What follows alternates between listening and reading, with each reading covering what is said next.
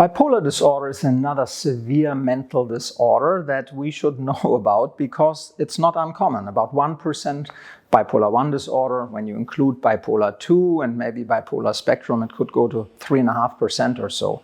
And it's a disease that really is challenging. You have the ups, you have the downs, you have also psychosis. There's a lot of substance use and other comorbidities. And getting people to be stable is hard.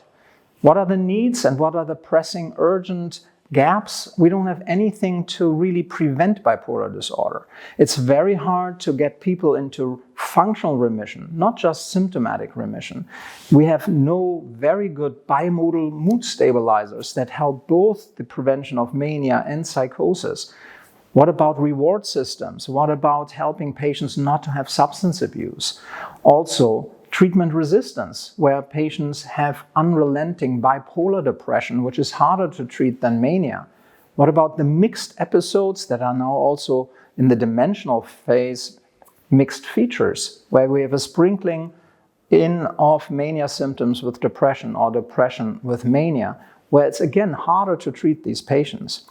But we need more treatment options to also help these patients. But in addition, what we want are also precision medicine tools. What about biomarkers of illness, biomarkers of treatment response, so that we have more targeted treatment?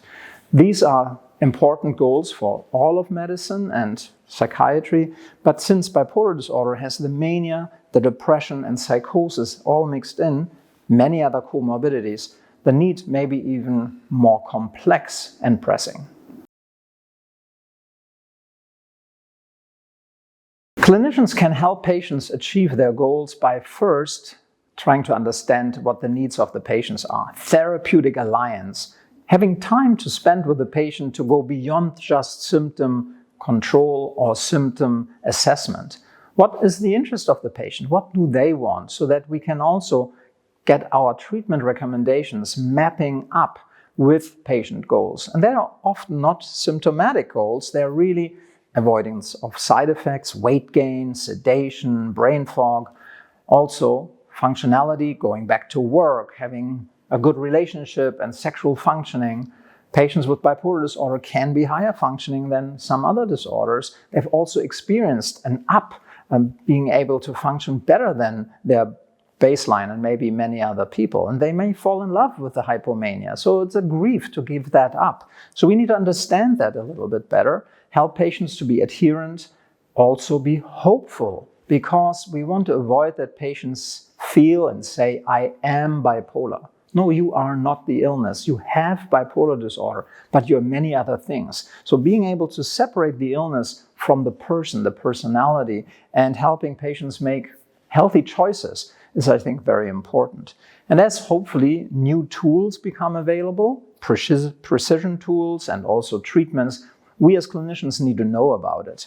And I think we also in psychiatry need to become a little bit more accustomed to using scales, measurement-based care. PROs, patient-reported outcomes, having things that people fill out in the waiting room so that they feel engaged. We want to know this and we can spend the time just looking at it and only follow up on questions that are relevant.